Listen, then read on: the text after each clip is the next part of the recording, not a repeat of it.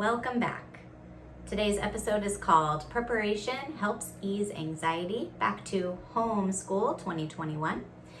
Today we're going to talk about preparing for distance learning. In March this year, we went into this emergency mode, but now we have the, dare I say, luxury to have a little bit more time to prepare. Preparing your home and your family for distance learning is going to help ease the anxiety tremendously. So first, I want to say I did make a mistake on my last video when I was describing a family on Facebook. They're actually called the Holderness family. So if you go online and you look on Facebook and you put in Holderness family and then you look for their back to school episode, you can see what I was referencing. If you are into a little comedy and you want to take this kind of lightheartedly, I would definitely recommend watching that video. So I apologize for getting the name wrong the first time. Holderness family. So on to business. What can you do to prepare for distance learning? I am going to focus on space and I'm also going to focus on process. So first I want to mention, grab it, an excellent book written by Dr. Damon Korb. This is called Raising an Organized Child. Dr. Damon Korb is a developmental behavioral pediatrician who I worked with for a number of years at the Center for Developing Minds in Los Gatos.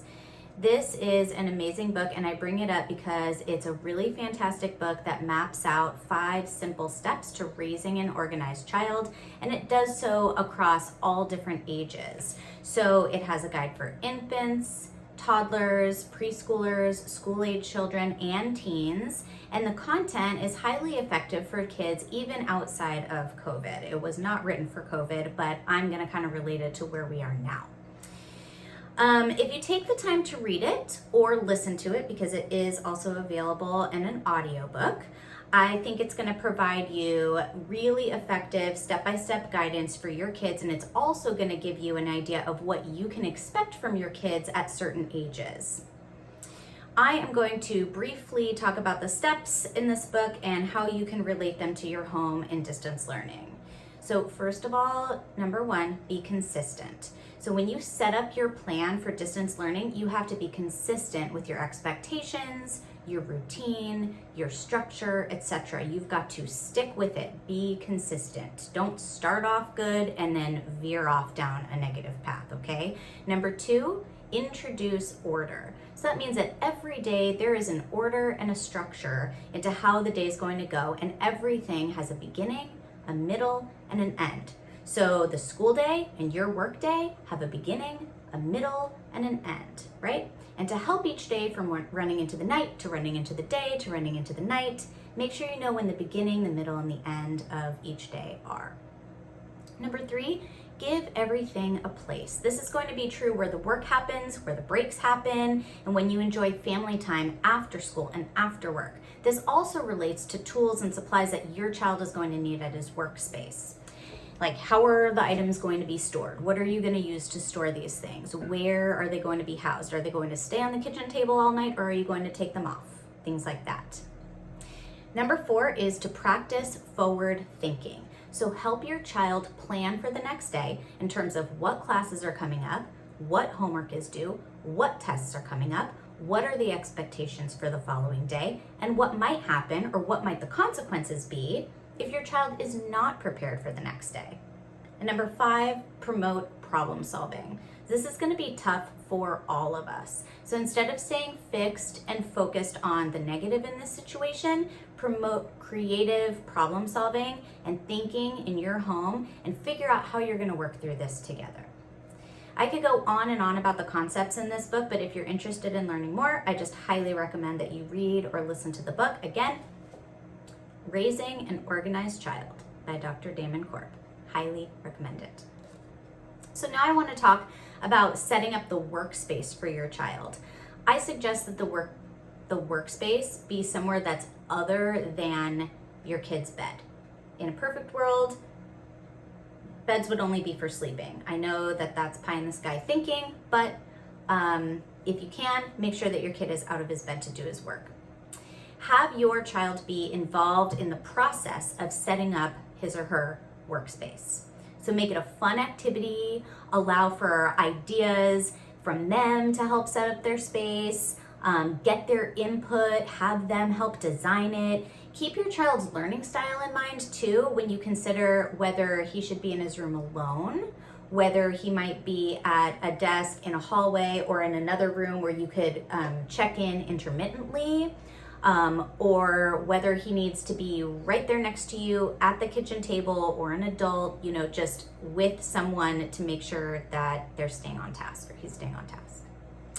Number 2, make sure all of the materials that are needed in this space are there daily. And this is something where you can check daily whether you could check every night to make sure and plan every night everything that they're going to need for the next morning, so that when they sit down to do work in the morning, they don't have an excuse to have to get up to go get something that's not there. Okay, so plan the night before.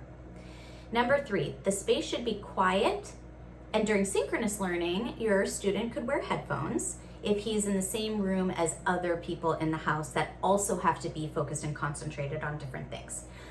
During asynchronous learning, he may listen to music, okay? But this is typically only effective if the volume is at a low level and if it's not distracting. So things that don't have words, classical music, chill out music. There are actually focus playlists on Spotify, and even video game music. So quick tip, fun fact, video game music was actually designed to keep your brain engaged. It kind of like goes in the background and it has these like rise and fall and rise and fall. So it keeps your internal system aroused, like in the state of arousal, but it also is not distracting. So it was designed specifically for that. You might try it. Spotify also has playlists for video game soundtracks. And number 4, the lighting should be good wherever the space is. You may also want to purchase the blue light glasses if your child is going to be on a computer for a lot of the day. Those can be really effective. They can reduce eye strain. Number 5, make sure your child has a comfortable chair, or you might want to get a standing desk, or even like a wobble chair, the ones that kind of give some proprioceptive feedback. If a child is wiggly or likes a chair that spins, you could get one that kind of rotates, but maybe not one that, spins around. But that could be helpful. And also just the seating is important. Kids' desks at school and chairs at school are not the most comfortable, but they're also designed for a classroom, so they have ergonomics go into that. And because, again, about ergonomics, if your child is using a laptop or a Chromebook or something like that, if you can get a monitor so that your student is able to look at it just straight ahead, about this far distance, that would be really ideal. Looking down at the Chromebook or the iPad, that's, it's not good for anybody. So see if you can do that. You also, if your child has small hands, you might want to get like a smaller kid-size keyboard or a kid-size mouse or a trackpad, or one of those balls. Those might be easier for a younger student to manage. And lastly, what I want to say about setting up the space is having a large desk or wall calendar available for your student to write down when his assignments are due, so it's clear to him and it's clear to you. Okay, so use a larger calendar. The next thing that I want to talk about is the process of getting back into school. So maybe instead of going school shopping, if that's still a thing, maybe you go pick out some new supplies on Amazon or something like that in order to get the student excited about getting back into the school year. The learning curve for all of us as parents is going to be huge. I remember trying to figure out my 4th grade stepson's online learning expectations in April. He had a list, here's the list, and it has all these embedded links. But you also want to use this video that's every Monday. You watch this video, but it's on a different site, or it's in your email, and then this is on the Google list. There were all these different things that we had to look for, and it was really confusing. So Here's some advice to help you move into this new school year, because I guarantee the more you can do to support your teacher in helping your student learn these processes, the more successful your student's going to be. These are typically things that a teacher would do, but because the teacher is not going to actually be in the room with your student, it's going to be really hard to teach from afar. So the better you can be at helping with this, the more your student is going to succeed. Number 1, ready? Read everything your teacher sends. I'm going to say it again. Read everything your teacher sends. And ideally, everyone who supports this child should be reading everything the teacher sends. So maybe it's mom, maybe it's dad, maybe it's grandparents, tutor, cousin, sibling. Anybody and everybody who's supporting the student should be reading everything that the teacher sends. And to go along with this, learn how to use the platforms. Is it Schoology? Is it Google Classroom? Like, what is it? Whatever it is, learn how to use it. And yes, you are probably going to have to set aside some separate time to do this, but it is going to be worth it in the end, okay? The better you learn these systems, the easier it is going to be for you to both support your student and keep track of how your student is doing on these platforms and turning their work in, etc. Number 3, learn the schedule for synchronous versus asynchronous learning time. So synchronous is when the student is actually face-to-face with the teacher, and asynchronous is when they're doing independent work time on their own, okay? So develop a home schedule around this learning time so that you know when your student should be synchronous and then when they're asynchronous and they can get up and take a break. And that's exactly what you should have them do when they do have asynchronous learning time. So after synchronous learning time, stand up, go outside, take a break, move around, get some water, get some food, get some sunlight. All of those things will help to increase the state, to get them out of kind of like a, I don't know, maybe they were getting off like not so focused, or maybe they were just kind of starting to feel lethargic or tired or fatigued. Getting outside, getting your blood going and getting some food and water in you really actually invigorates your internal system, okay? So it makes you more available for sitting back down and getting into another state of focus. Here's one that I'm not going to go into too much right now, but it could be its whole other episode, and probably will be.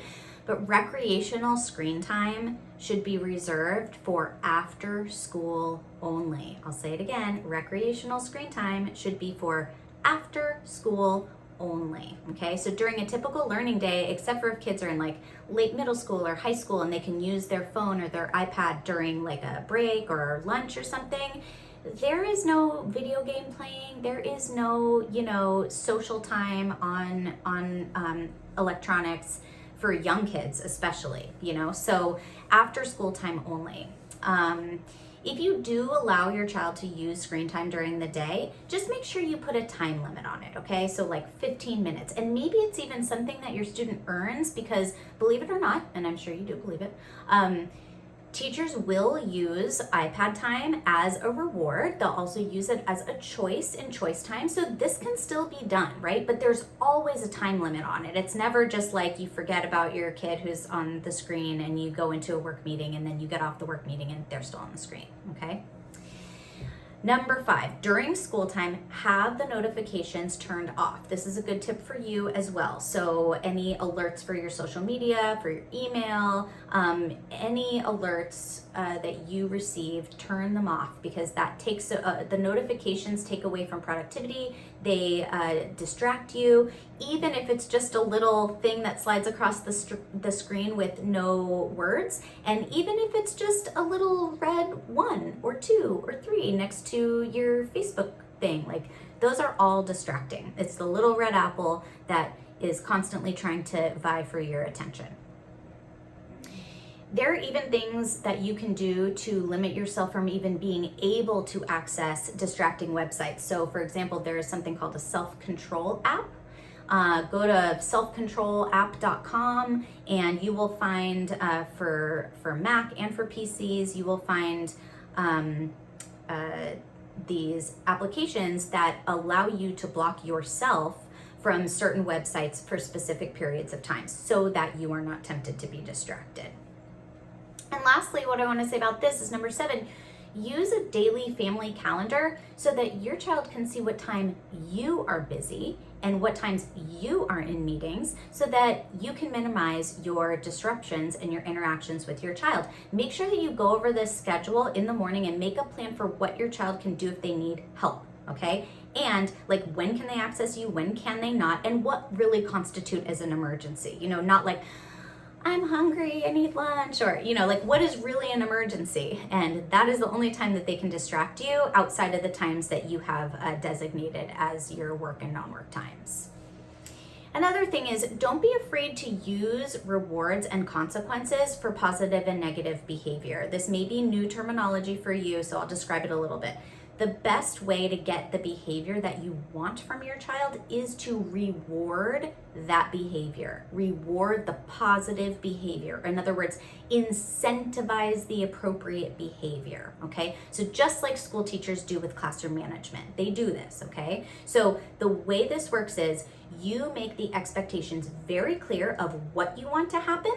And then when it does happen, the student can earn points, can earn stickers, stars, iPad time, whatever it is that's gonna really motivate your student. And it could even just be praise or a hug or something, just anything that's going to motivate your student to subconsciously want to keep doing that thing that gets them this positive attention or this positive reinforcement, okay? So this is a whole other topic too. I'm gonna just leave it here, but I just wanna stress that if you want your child to learn and consistently act in a certain way, the quickest way to get that to happen is to praise and reward that behavior, okay? And then you kind of taper off as you see it more and more, but again, that's a whole other topic. So lastly, I just want to admit that none of this is going to be easy, but again, we are all in this together and we are going to get through it. This is not going to last forever. Hopefully these tips will help you get through it with a little bit more grace. After the school and work day is done, really make an effort to get outside with your family. Go for a walk, play a game, decompress. We are all on the computer now far too much. Make sure you set boundaries around your own work too.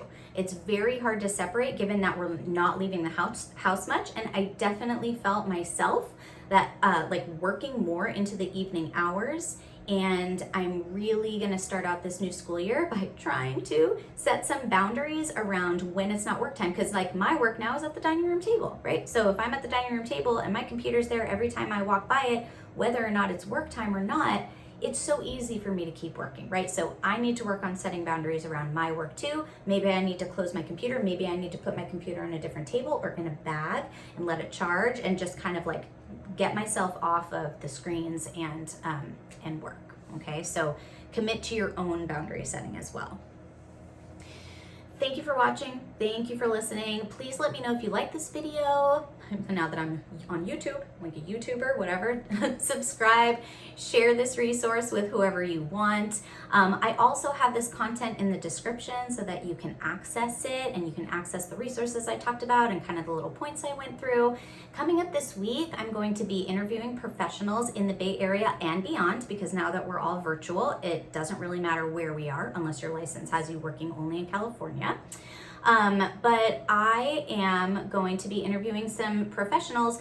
But if you or anyone you know would like to be one of the people that I interview, please let me know. I don't hesitate to reach out. So I'd love to hear from you. I'd love to interview you. We're going to do little 15-minute segments. I'm going to ask you a number of questions so that you can tell everybody what you do and how you want to help. So whether you're a therapist, a reading specialist, a behaviorist, how about this, a retired teacher who just wants to help out families, a college student who's taking a gap year and wants to work with students doing tutoring, or, you know, hanging out with kids, whether it's virtually or walking around the block or going to the park with kids in the neighborhood, whether you're a tutoring center who's going to host small groups in a socially distanced space, whether you're a homeschool charter or even just a volunteer who wants to work with kids. Like, I want to hear from you, whether it's virtual, whether it's in person. If you want to help families, I want to help you promote yourself. So there's really no limit. I can be reached at my website, which I'll also put in the notes, www.jplep.com. That's Jana Parker, licensed educational psychologist.